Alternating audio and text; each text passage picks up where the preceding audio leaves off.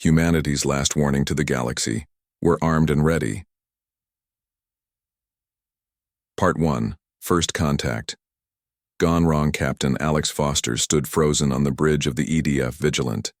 The view screen showed what remained of New Haven Colony, now just burning ruins and scattered debris. His hands gripped the command console until his knuckles turned white. "Status report," he managed to say, his voice strained. Officer Diane Baker shook her head. 8,000 colonists. We're detecting fewer than 200 survivors. She looked up, eyes hollow. The attack came without warning. The alien ships had appeared just hours earlier. Strange vessels with curved hulls that reminded Alex of prehistoric sea creatures.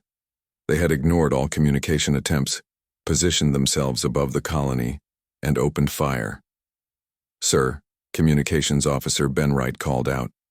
"We're receiving transmissions from the alien fleet. Our computers are translating now." The bridge fell silent as distorted sounds gave way to words. Primitive species, unworthy territory, now property of glorious Krazeth Empire. Alex felt ice in his veins. Not explorers, not even warriors seeking a fair fight. Conquerors who viewed humans as insignificant. "Record everything," he ordered, "and get me a secure channel to Earth Command. They need to see this." In the emergency bunker beneath Denver, Earth's Defense Council gathered. The room buzzed with urgent conversations as military leaders and government officials took their seats around the circular table. Admiral Helen Reeves played the footage from the Vigilant. The images of destruction brought the room to complete silence. "This happened 22 hours ago at New Haven Colony," she explained. "The alien force has since withdrawn to the edge of our solar system. They appear to be waiting for something." General Peter Martinez slammed his fist on the table. "We should strike now while they're still close, show them humans won't be easy targets." "With what weapons?" asked Secretary Owen Clark. "Their technology is clearly superior. We'd be sacrificing ships and crews for nothing." Dr. Olivia Grant, head of xenobiology, stepped forward. "We've analyzed their communications. The Krazeth Empire controls multiple star systems. They expand by subjugating what they call lesser species. Their society is built on conquest. So we're just another conquest to them," Admiral Reeves said quietly. Dr. Grant nodded. "They consider us primitives. Their scans of our visible technology indicate we're at least a century behind their development.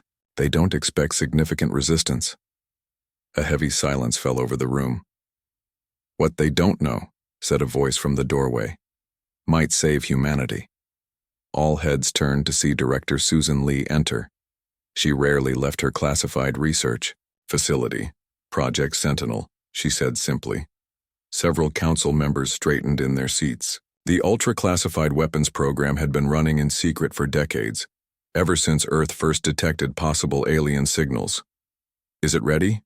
asked Admiral Reeves. Director Lee placed a data chip on the table. "Not just ready. It's generations beyond what these Krazeth believe we possess." The holographic display activated, showing spacecraft unlike anything Earth had publicly acknowledged owning. Stealth vessels with energy weapons that could pierce any known shielding. Defensive systems that could track and neutralize incoming attacks with perfect precision. "We built these hoping we'd never need them," Director Lee said. "But it seems the galaxy is more dangerous than we hoped." "So what do we do?" asked Secretary Clark, Captain Alex Foster, who had been standing quietly. At the back of the room stepped forward. "We don't start a war," he said firmly. "But we need to send a message. These Krazeth attacked us because they think we're weak and helpless. We need to show them they're wrong, without revealing our full capabilities." Admiral Reeves nodded slowly. "A demonstration, precise and controlled. And then," Alex continued, "we give them a warning they'll never forget." The council members exchanged glances. No one had expected humanity's first contact with alien life to end this way. They had prepared for peace, hoped for friendship. But now they faced a choice: submit or fight. "Prepare the Sentinel fleet," Admiral Reeves ordered. "It's time to show the galaxy that humanity will not be conquered. Humanity's last warning to the galaxy: we're armed and ready." Part 2. The hidden arsenal. 20 miles beneath the surface of Mars, General William Harris walked through a massive underground hangar. Around him stood rows of sleek spacecraft, their metal hulls gleaming under the bright lights. None of these ships appeared in any public record. They were Earth's secret guardians built over decades in complete isolation. "How many people know about this place?" asked Admiral Reeves, her footsteps echoing as she tried to take in the scale of the facility. "Fewer than 300, General Harris replied. "We've been preparing since the first deep space signals were detected in 2089. The government decided then that we needed insurance." Captain Alex Foster ran his hand along the hull of the nearest ship. It felt warm to the touch, almost alive. "What are they made of?" he asked. "Materials not found on the periodic table," General Harris said with a hint of pride. "Our scientists reverse engineered them from a crashed object found in Antarctica. We've kept that quiet too." The group stopped before the largest vessel. Unlike the others, this one was already powered up, its systems humming with energy. "The EDF Vanguard," General Harris announced. "Our flagship, equipped with weaponry the Kraseth can't imagine we possess, and shielding that can withstand their most powerful attacks." Dr. Olivia Grant studied the display panels nearby. "The alien technology we've been monitoring suggests they're about 150 years ahead of our public tech level. But this," she gestured at the ship, "this puts us at least 300 years ahead of them. And they have no idea," Admiral Reeves said softly. General Harris nodded. "That's our advantage. They think we're defenseless primitives. They expect us to beg for mercy or try to fight with what they consider toys." Captain Alex turned to face the others. "So what's the plan? We can't just attack their entire empire." "We won't need to," said a new voice. Commander Kate Morgan stepped forward from the shadows. She stood straight, her uniform crisp, her eyes sharp and focused. "Commander Morgan will lead the first response team," General Harris explained. "She's been training for this possibility her entire career." Kate nodded at the group. "The Kraseth Empire works by intimidation. They believe superior force means automatic victory. We need to challenge that belief without starting a full-scale war." She activated a holographic display showing a small outpost near the edge of the solar system. "Intelligence suggests this is their forward base. It's lightly defended because they don't expect us to reach it, let alone threaten it. We'll hit this target with precise force, disable their ships, and broadcast a warning." "A demonstration of capability," Alex said, understanding the strategy. "Exactly," Kate replied. "We show them we're not the easy prey they thought. We make them reconsider the cost of conquering Earth." Admiral Reeves frowned. "What if they respond with their full fleet?" General Harris smiled slightly. "Then we show them a bit more of what we've been hiding. But let's hope they're smart enough to understand the warning." The next 12 hours passed in a flurry of preparation. Crews were assembled, systems checked, weapons loaded. The ships had been ready for years, waiting for a moment everyone had hoped would never come. Commander Kate Morgan stood on the bridge of the Vanguard, watching her crew take their positions. Most had trained in simulation for years but had never actually flown the ship in combat. Despite this, they moved with confidence. "All systems ready, Commander," Lieutenant Paul Wright reported from the tactical station. Kate took her seat in the command chair and looked around at her crew. "The Kraseth believe they're facing a primitive species ready for harvesting," she said calmly. "Let's go change their minds." With a barely perceptible hum, the Vanguard and 2 companion ships lifted off from their hidden base, rising through secret tunnels toward the Martian surface. Humanity's first counterattack was about to begin. Humanity's last warning to the galaxy: we're armed and ready. Part 3. The demonstration. The USS Vanguard slipped through space without a trace. Its advanced stealth systems made it invisible to Kraseth sensors. 2 smaller ships, the Valiant and the Victory, followed in perfect formation. The 3 vessels approached the alien outpost that floated at the edge of the solar system. Commander Kate Morgan studied the alien structure on her view screen. The Kraseth had built their forward base on a captured asteroid. It bristled with communication arrays and weapon systems. "Status report," she ordered. Lieutenant Paul Wright checked his readings. "We're still undetected, Commander. Their patrol ships are maintaining standard routes. They have no idea we're here." Kate nodded. "Lieutenant Daniel Carter, is your translation?" "Program ready." Daniel looked up from his console. "Yes, Commander. The AI has analyzed all Krezeth communications from New Haven attack. We can now send messages they'll understand perfectly." "Good." Kate stood and faced her crew. "Remember our mission. This is a surgical strike. We demonstrate our capabilities without causing unnecessary casualties. The goal is to send a message, not start a war." She turned to her weapons officer. "Target their main weapon platforms and communication arrays only. Avoid crew quarters." "Targets locked," replied Weapons Officer Judy Allen. Her fingers hovered over the controls. "Ready on. Your command." Kate took a deep breath. This moment would change human history forever. Fire. Brilliant beams of energy burst from the vanguard. They struck the alien base with perfect precision. The weapons platforms exploded in silent balls of fire. Communication arrays melted and twisted. The base's defensive shields flickered and died. On the other ships, similar targeted strikes disabled the Krezeth patrol vessels without destroying them. The entire operation took less than 30 seconds. "All targets neutralized," reported Judy. "Their weapons and communications are offline." Kate nodded. "Any casualties?" Paul checked his sensors. "Minimal, Commander. Life support systems are intact. We're detecting panic, but no major loss of life." "Good." Kate turned to Daniel. "Send the message." Daniel activated his program. The translated words flowed across every remaining screen on the alien base and patrol ships. "This was a demonstration. We could have destroyed you completely. Withdraw from human space immediately. Return to your empire with this warning. Earth is not defenseless. We possess technologies beyond your understanding. We prefer peace, but we are prepared for war. This is your only warning." The bridge fell silent as they waited for a response. "Incoming transmission," Daniel announced after a minute. "Audio only." Kate straightened her uniform. "Let's hear it." The alien voice sounded surprised and angry. "Impossible. Human primitives cannot possess such weapons. Who helped you? What advanced race supports you?" Kate smiled slightly. "Send response. We stand alone. We have always been preparing. You mistook our peaceful nature for weakness. That was your error. You have 6 hours to withdraw all forces from our solar system." The Krezeth commander hissed something in his native language before switching back to the translated channel. "The Empire does not retreat.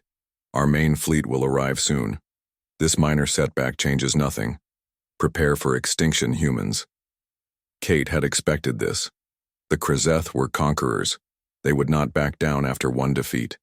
"Sir," Paul interrupted, "we're detecting warp signatures at the edge of the system. Large vessels incoming. Must be their response fleet." Kate turned to her navigation officer. "Return to Earth at maximum speed. We've delivered our message. Now we prepare for their answer." As the 3 ships vanished into faster-than-light travel, Kate knew the real test was still to come. The demonstration had worked perfectly. They had shown just enough power to shock the aliens without revealing all their capabilities. But would it be enough to make the Krezeth reconsider? Or had humanity just sparked a war with the most powerful empire in the galaxy? She suspected she would have her answer very soon. Humanity's last warning to the galaxy. We're armed and ready. Part 4. Escalation. The Krezeth response fleet appeared at the edge of Earth's solar system 3 days later. 50 warships emerged from lightspeed travel, their massive hulls arranged in attack formation. Each vessel was at least 3 times larger than anything humanity had ever built, at least publicly. In the command center beneath Denver, Admiral Reeves watched the approaching alien armada on the main screen. "They certainly didn't take our warning seriously," she said quietly. General Harris nodded. "They believe their show of force will make us surrender. Classic intimidation tactics. The alien commander's message arrived moments later, broadcast on all frequencies so every human on Earth could hear it. Primitive humans. Your trickery with stolen technology has only hastened your doom. The full might of the Kraseth Empire now stands before you. Surrender your planet and accept your place as our servants or be erased from existence. You have 1 hour to decide. Admiral Reeves looked around the room at Earth's leadership. Well, do we show them more of what we have or everything? President Laura Ward had been silent until now. As Earth's highest elected official, the final decision rested with her. How many lives will be lost if we engage them directly? She asked. If we activate the full defense grid? Very few on our side, General Harris replied.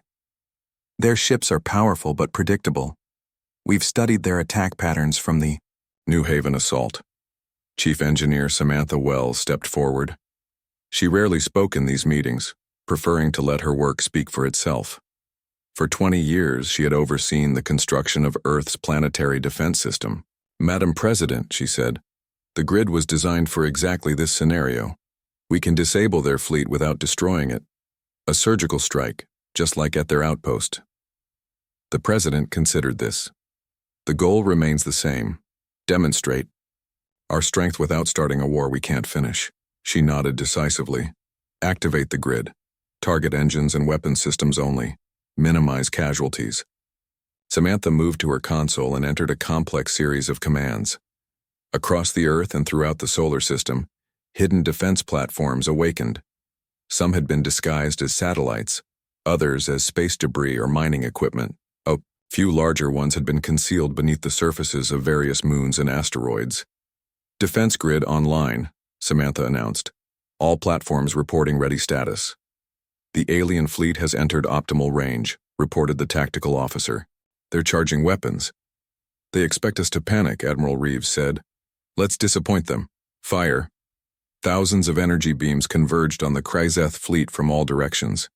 The aliens had no warning. Their sensors detected the attack, only as it struck their hulls. Engines failed. Weapon systems overloaded, shield generators shorted out. Within minutes, 47 of the 50 ships floated powerless in space. On the command ship, Kraseth Admiral Zurak stared in disbelief at his dead controls. This was impossible. Humans were primitives, barely able to reach their own moon according to Imperial records. How could they possess technology that disabled an Imperial battle fleet without even destroying the ships? A human voice came through the emergency communication system, the only system still functioning. Kraseth fleet, your vessels have been neutralized. We have spared your crews as a demonstration of restraint, not weakness.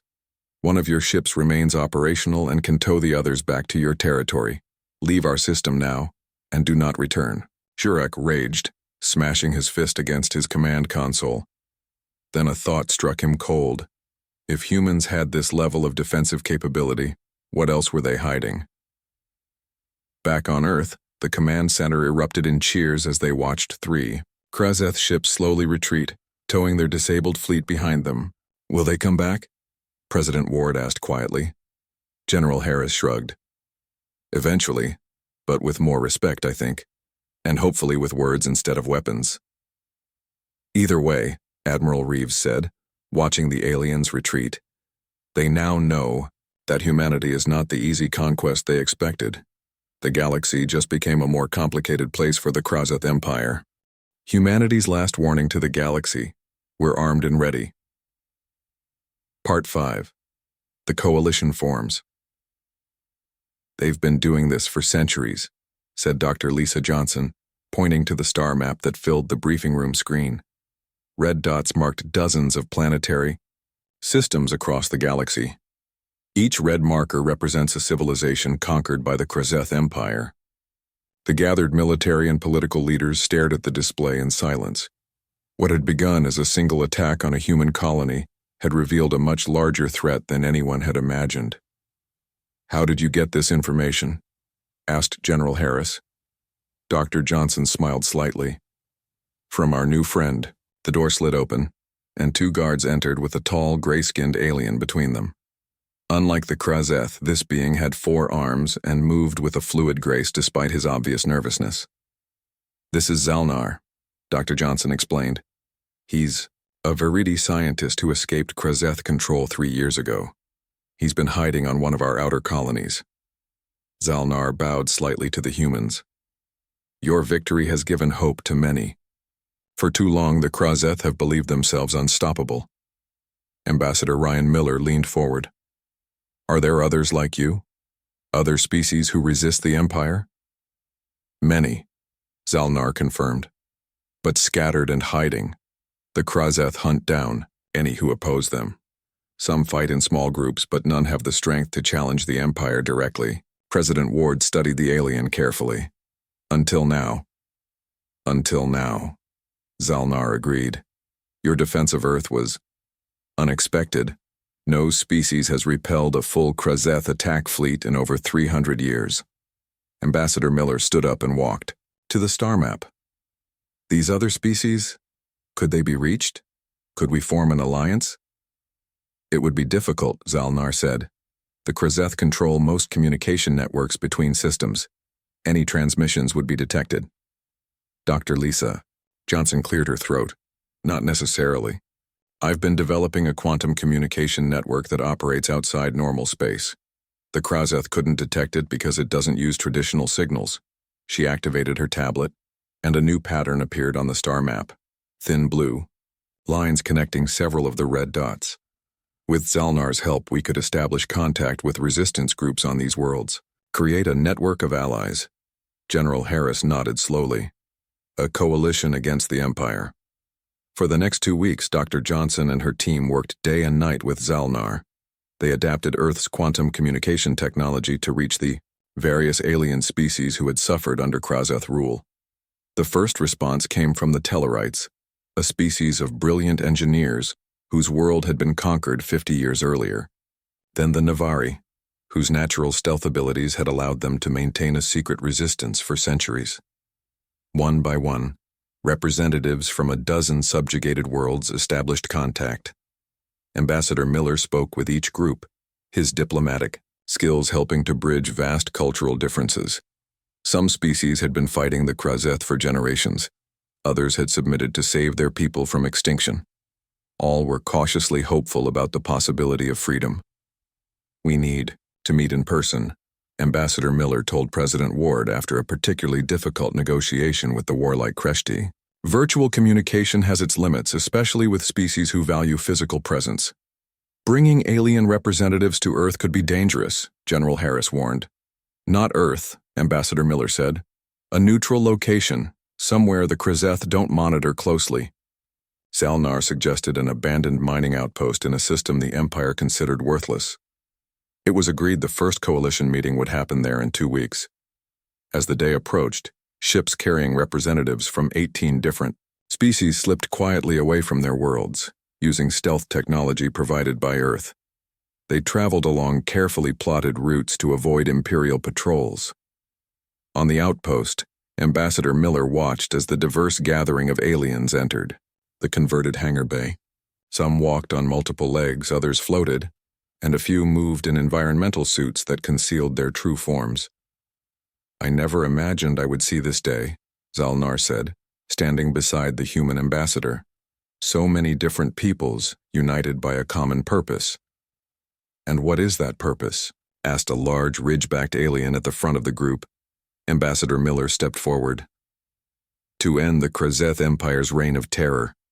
To build a galaxy where all species determine their own fate." He paused, looking around the room. "Together, we can accomplish what none of us could do alone."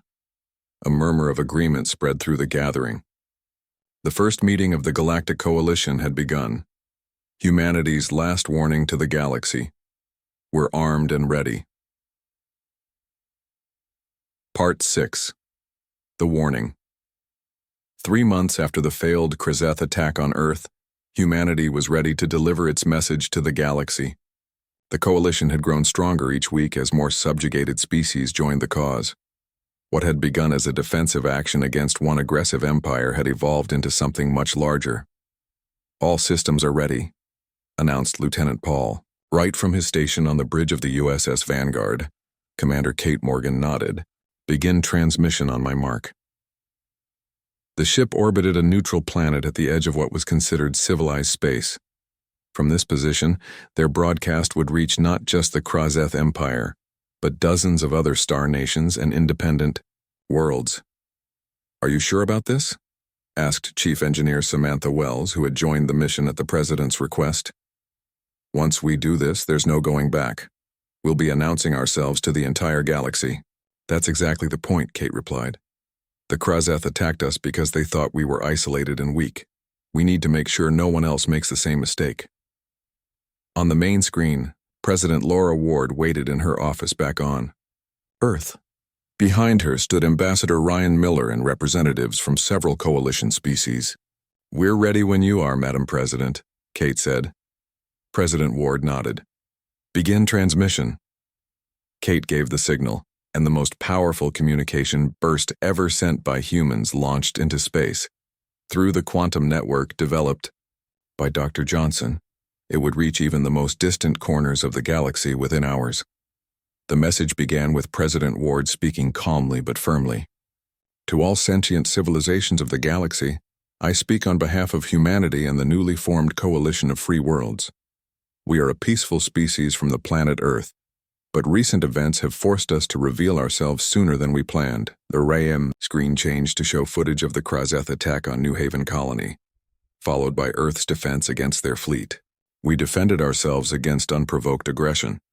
In doing so, we discovered that the Kraseth Empire has been conquering and enslaving species across the galaxy for centuries.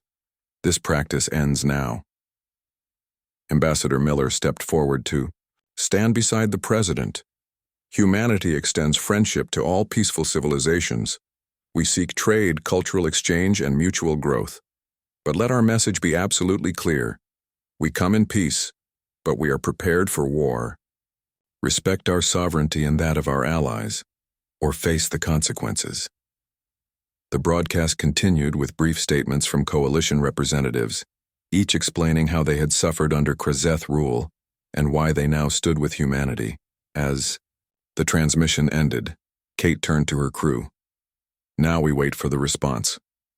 They didn't have to wait long. Within hours, messages began flowing in from across the galaxy. Some expressed alarm, others curiosity, and several offered immediate friendship or alliance.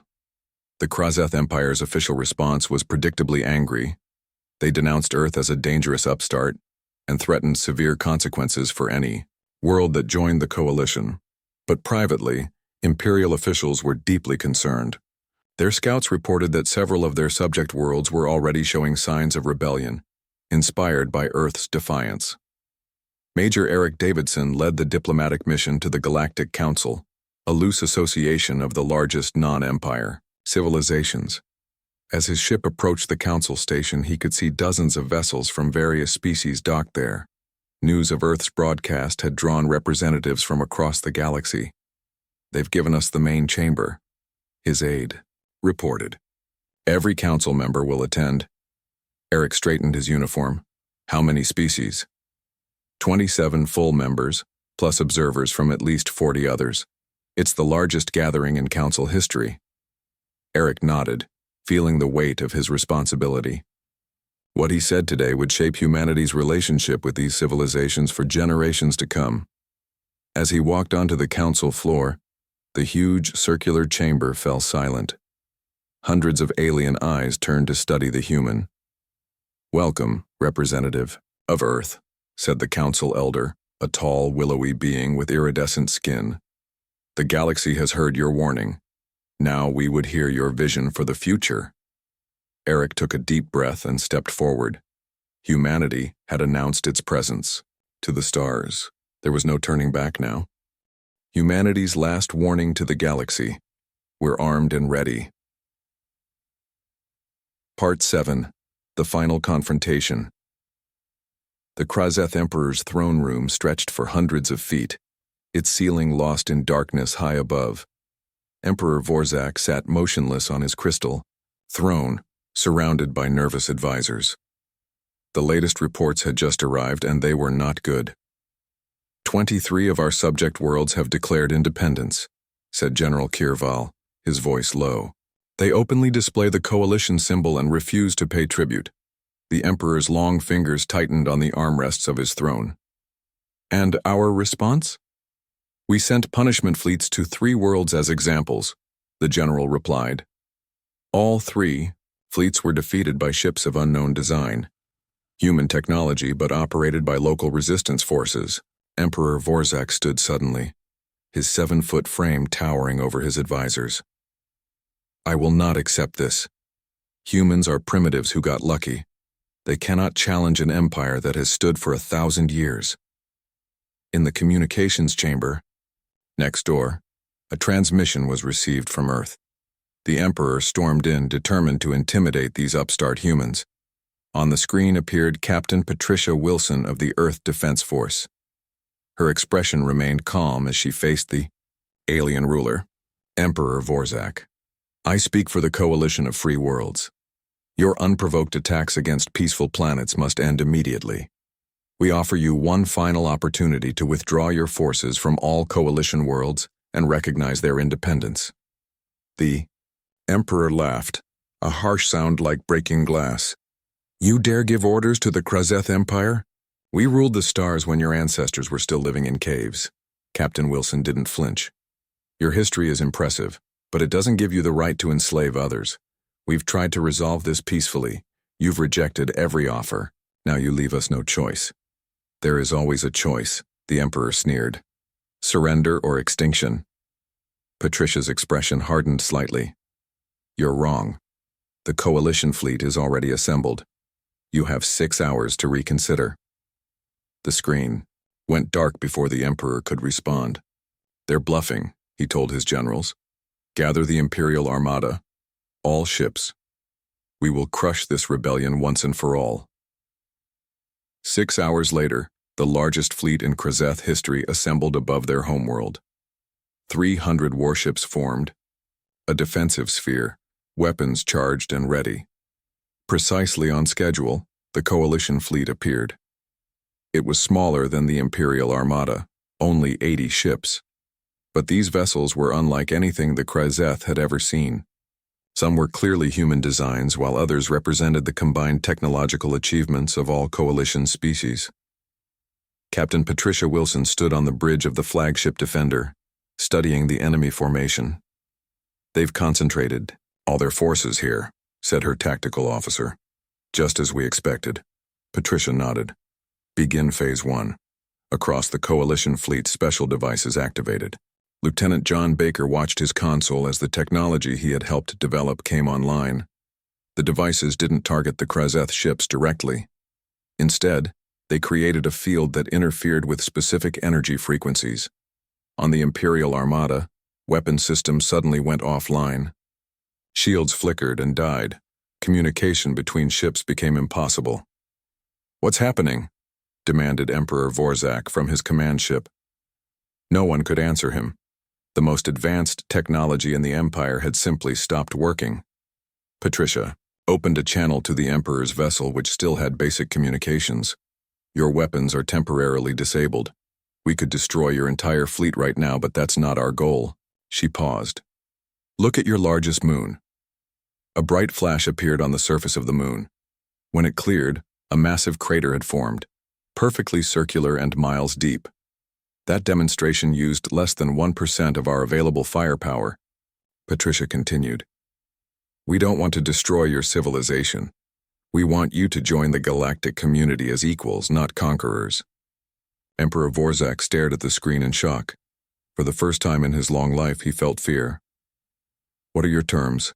He asked quietly.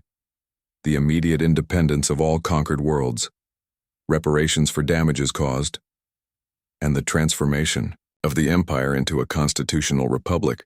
Patricia's voice was firm but not cruel. Your scientists will verify that we can disable your technology at any time if you break these terms. As the Emperor looked at his powerless fleet, he realized the era of Krazeth domination had ended. Not with the extinction he had threatened, others but with something he had never considered, mercy from those powerful enough to destroy him. I will Consider your proposal, he said finally. Patricia nodded. We'll await your response. Choose wisely, Emperor. The future of your people depends on it.